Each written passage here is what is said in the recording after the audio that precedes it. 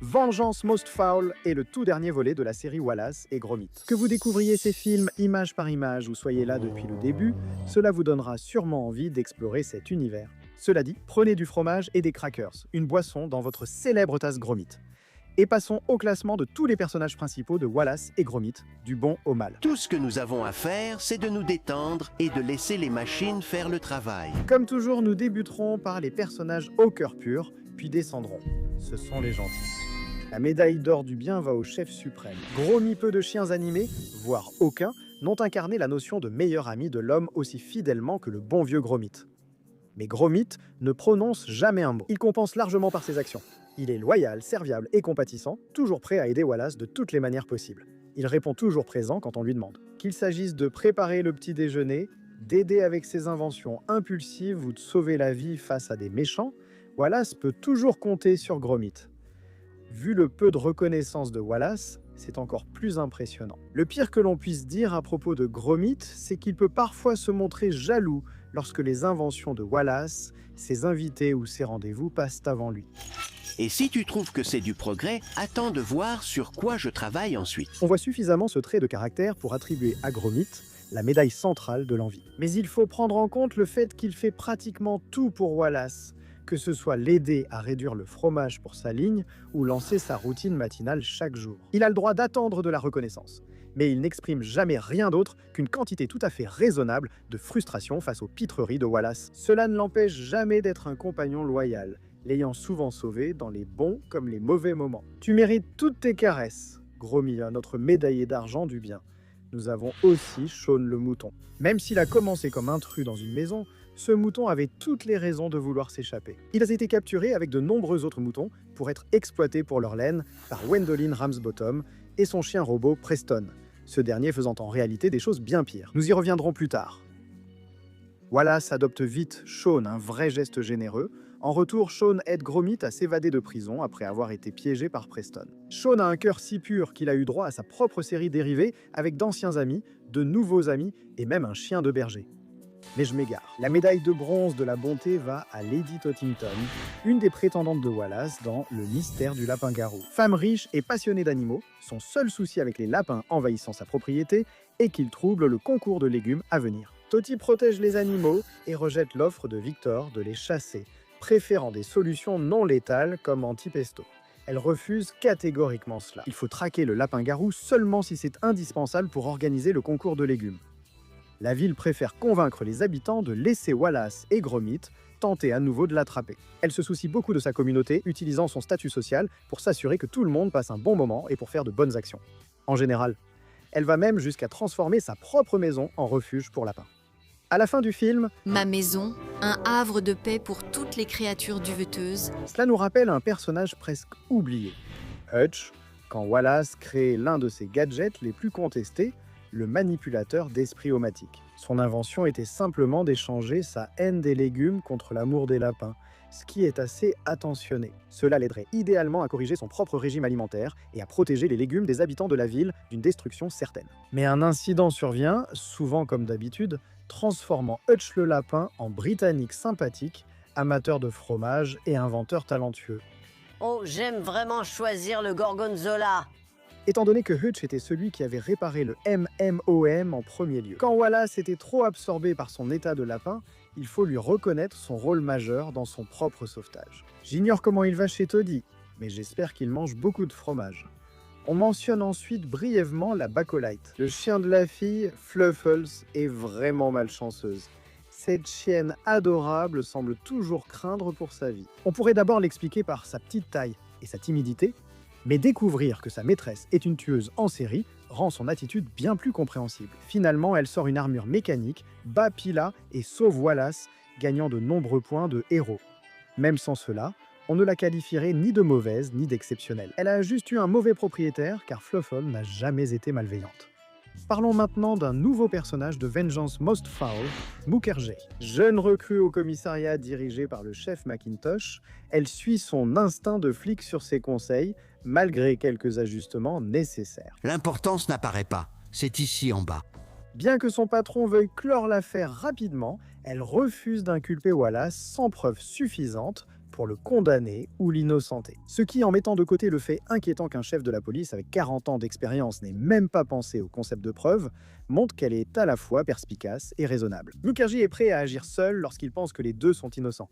Et même s'il n'a pas encore attrapé Feathers McGraw, il a réussi à prouver qu'il était le véritable coupable. Elle a montré qu'elle était apte à succéder à son supérieur.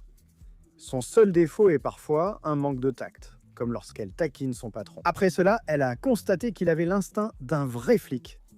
L'affaire contre Feathers McGraw est donc entre de bonnes mains avec elle. En approchant du bas de notre catégorie des bons, nous avons l'autre moitié du duo principal lui-même.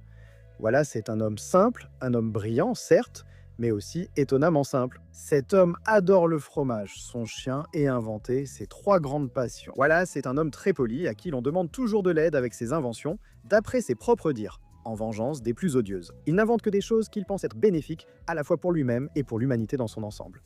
Il néglige souvent de se demander si elles pourraient être utilisées à des fins maléfiques. Et honnêtement, cela décrit parfaitement Wallace. Ce type n'a pas une once de méchanceté, ni même un grain de malice dans son corps. Il aime aider les autres et invente sans cesse pour cela.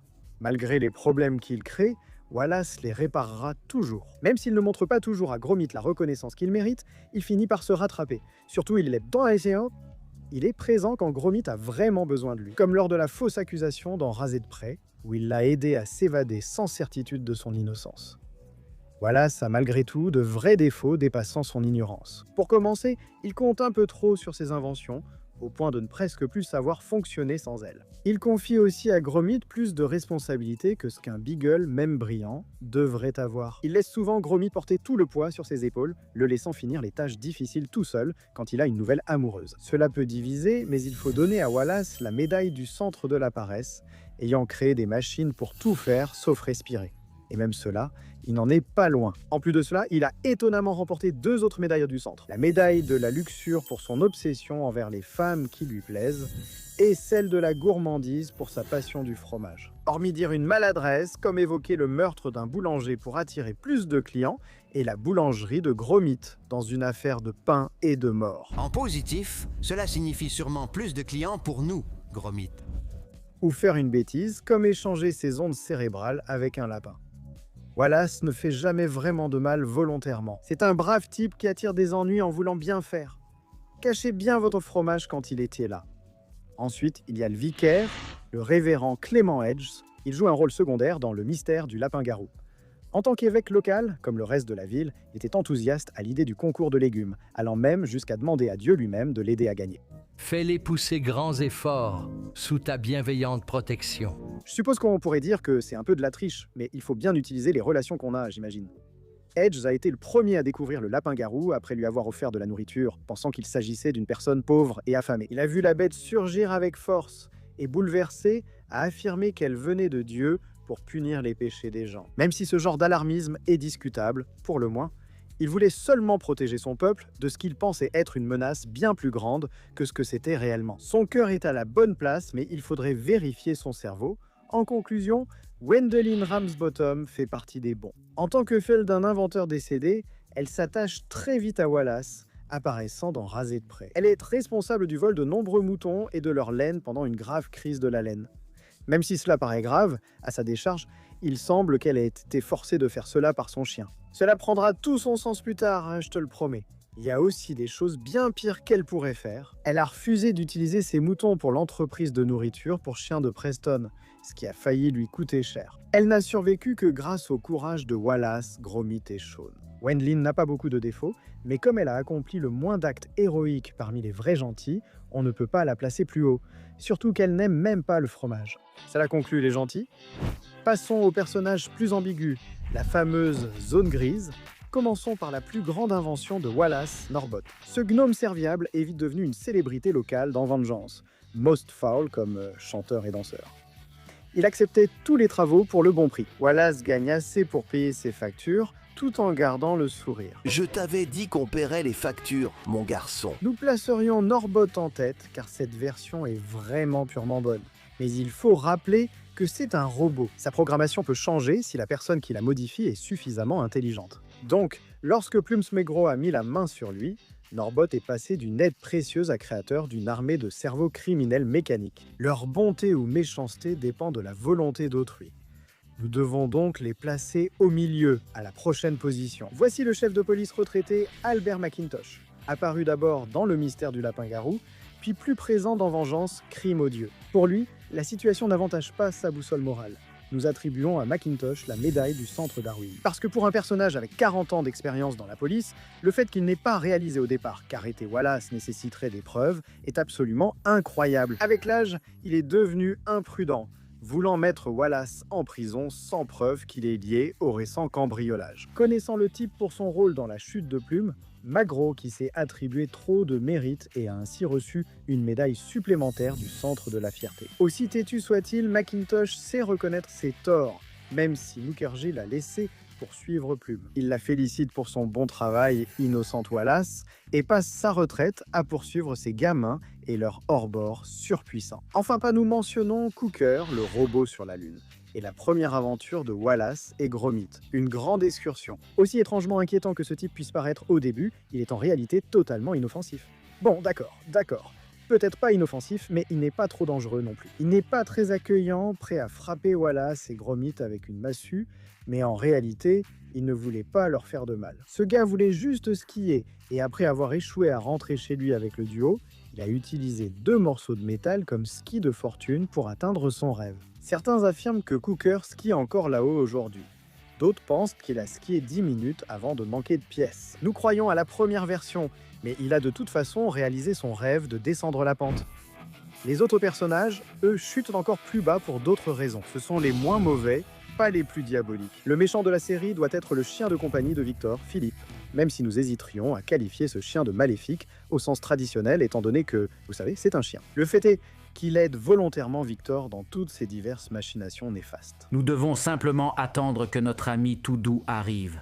On pourrait penser qu'il ne sait pas mieux, mais si l'on en croit Gromit, les chiens ici sont étonnamment intelligents. Puisque Philippe peut transformer une voiture de manège en avion miniature fonctionnel, on peut affirmer qu'il sait ce qu'il fait. Même s'il pourchassera violemment les ennemis de son maître si besoin, il se montre aussi très attentionné. Quand l'avion où Gromit et Philippe se battent, s'arrête, ils suspendent leur combat jusqu'à ce que l'un trouve une pièce pour le redémarrer. Philippe en a effectivement une, ce qui n'est pas surprenant, mais c'est sans doute l'acte le plus altruiste de ces gars. Quand on pense que Philippe aurait pu facilement éliminer Gromit s'il avait été un peu plus impitoyable. Juste après notre top 3 vient l'infâme Victor Cartamen, propriétaire de Philippe et principal méchant de la malédiction du lapin-garou. Bien plus qu'une mauviette, Victor est menteur, chercheur d'or et même meurtrier potentiel. Je suis désolé, compagnon, mais je suis ce que je suis. Il mérite la médaille du Centre de l'Avidité pour sa détermination à escroquer Lady Tottington. Il menace Wallace et l'affronte pour avoir menacé son but. Quand il apprend que Wallace est le lapin-garou, il montre qu'il est prêt à tuer pour ses objectifs, persuadant les villageois qu'il seul peut les protéger du danger. Victor est un sale type, de toute façon, peu importe comment on le voit. Mais il devient encore pire lorsqu'il révèle accidentellement sa méchanceté à Toti à cause d'un lapsus, révélant depuis combien de temps il savait que le lapin-garou était en réalité Wallace, et à quel point il était toujours déterminé à le tuer. Sans même parler du fait qu'il semble prendre plaisir à torturer des lapins, ce qui franchement est tout simplement ignoble. Malgré tout, il reste un propriétaire d'animal correct, sinon Philippe ne resterait pas avec lui. C'est ce qui l'empêche d'obtenir la médaille de bronze du mal. Nous avons Preston de Rasé de Près. Nous avons déjà parlé de la perversité de ce chien métallique, il est donc temps d'explorer ce qui le rendait si méprisable. Construit par le père de Wendelin pour la protéger après sa disparition, Preston a trahi son maître en forçant sa nouvelle maîtresse à capturer des moutons durant une grave crise de laine. Il a fait cela non seulement pour maintenir la boutique de laine en activité, mais aussi pour utiliser les moutons comme viande pour sa propre marque de nourriture pour chiens. Et pour aggraver les choses, il était prêt à piéger son compagnon chien, Gromit, pour toute cette histoire. Mais il finit par goûter à sa propre médecine lorsqu'il tombe dans son propre hachoir à viande, ou plutôt, dans ce cas, un broyeur de métal. Il est reconstruit en un chien amical, comme avant. Ils lui ont fait une lobotomie. Passons à autre chose. L'essentiel, c'est que Preston soit réformé. Mais il est maintenant temps de parler d'un méchant qu'il est vraiment. Ses yeux froids et morts vous disent tout ce que vous devez savoir sur sa cruauté impitoyable. Il s'agit du tristement célèbre Plume. Magro Plumes est sans doute le méchant le plus emblématique de Wallace et Gromit. Présenté au départ comme un invité dont le pire défaut était d'essayer de prendre la place de Gromit dans la maison, Plume cachait un côté bien plus sombre qu'il ne le laissait paraître. Ce pingouin est un voleur de bijoux recherché qui s'est déguisé en poulet pour commettre divers cambriolages. En gagnant la confiance de Wallace, il a conçu un plan pour détourner et contrôler son pantalon robotique. Comme Plankton dans cet épisode de Bob l'éponge, mais au lieu d'une recette de burger, c'était un diamant. Même lorsqu'il a été déjoué par Wallace et Gromit juste avant d'être arrêté par le zoo. Plume a échangé le diamant contre un navet et l'a caché chez Wallace et Gromit, attendant des années le moment idéal pour sa vengeance tant attendue et ignoble. L'occasion idéale est survenue quand Wallace a créé Norbot, que Plumes a piraté pour en faire le chef de son armée de robots obéissant à ses ordres. Un tel dévouement est impressionnant et maléfique, mais reste moindre face à toute son immense malveillance. Déterminé à voler des artefacts inestimables et à faire accuser d'autres, ce pingouin a déjà tué, sans aucun doute. Sérieusement, Plume portait toujours ce pistolet et n'a pas hésité à le braquer sur Gromit. Il noie son soldat Norbot par vengeance et tente 2 fois de tuer Gromit. À un moment donné, il semblait accepter d'aider Gromit à ne pas tomber d'un pont en échange du diamant. Mais quand Gromit a cédé, Plumes a trahi sa parole sans hésiter et a abandonné Gromit, qui aurait succombé sans l'intervention des Norbots. Heureusement, Gromit avait même prévu cela et a utilisé exactement le même tour que Plume avait joué au monde entier. Profite de ton tour, Plumes, espèce de filou, va. Sa seule qualité, c'est de s'occuper de son bébé phoque avant de quitter le zoo. On ne peut pas être totalement mauvais si on est gentil avec des animaux mignons, non? Mais ce n'est qu'une des raisons pour lesquelles, bien que Plumes soit sans doute le méchant le plus amusant, il est surpassé en méchanceté. Par la costaud de Baco, je parle de Paella Blackwell, la Feel Light.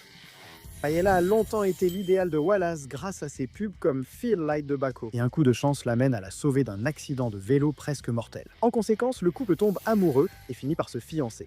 Mais pas avant que Gromit ne découvre quelques vérités peu reluisantes à son sujet.